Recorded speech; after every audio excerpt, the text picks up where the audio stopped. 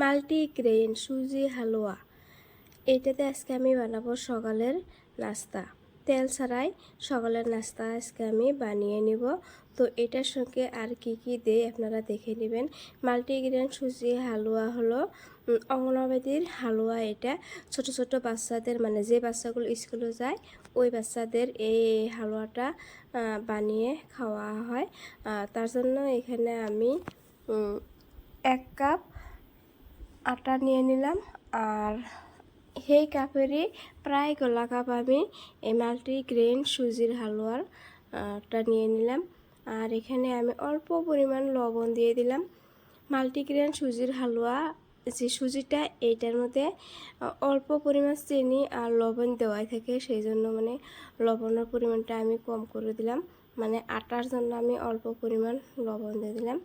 তারপরে এখানে আমি অল্প অল্প করে পানি দিয়ে মাখো মাখো করে একটা ডো বানিয়ে নেব। একদম পাতলা ডো বানাবো না, আবার রুটি বানানোর মতো একদম শক্ত ডো বানাবো না।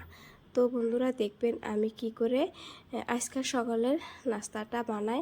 তেল ছাড়া নাস্তা, খুব হেলদি আর স্বাস্থ্যকর খাবার, বাচ্চাদের জন্য বেশি পারফেক্ট এই খাবারটা। তো আমি আরও অল্প পানি দিয়ে দিব। একবারে বেশি পানি দেওয়া যাব না, আর বেশি হয়ে যাব।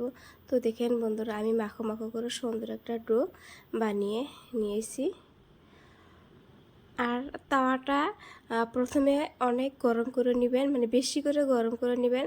তারপরে যখন এই পিঠাটা বানানো হবে, যখন তাওয়াতে দেওয়া হবে, তখন মানে গ্যাসের আগুনটা একদম কম পরিমাণে রাখতে হবে।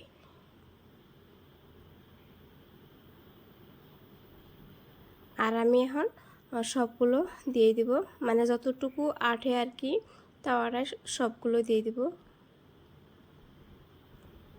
আর বন্ধুরা আমি পাশের এগুলো দিচ্ছি, আর মাঝখানের এটা প্রায় হয়ে গেছে।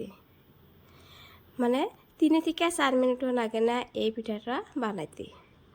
আর দেখেন এই মাঝখানেরটা হয়ে গেছে।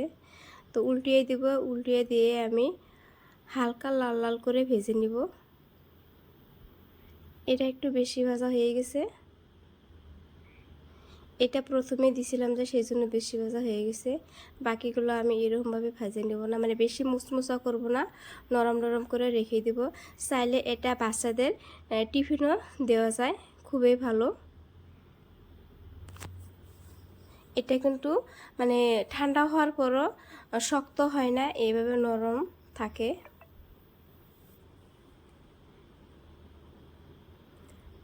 আর আরেকটা চুলায় আমি চা বসিয়ে দিছি, মানে চা হওয়ার আগে এই পিঠাটা বানানো যায়।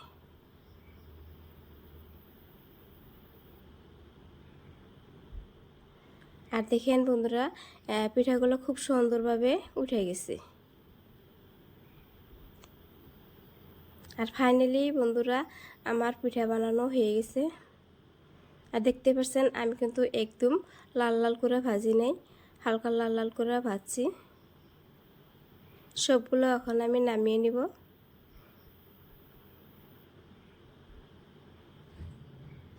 আর গরম গরম চার সঙ্গে পরিবেশন করলে খুবই ভালো লাগে। তো আপনারাও এইভাবে বাসায় বানিয়ে ট্রাই করে খেয়ে দেখবেন। আর বাচ্চাদেরকে এইভাবে বানিয়ে টিফিন দেওয়া যায়। তো আমি এইভাবে বানিয়ে বাচ্চাদেরকে টিফিন বানিয়ে দেই।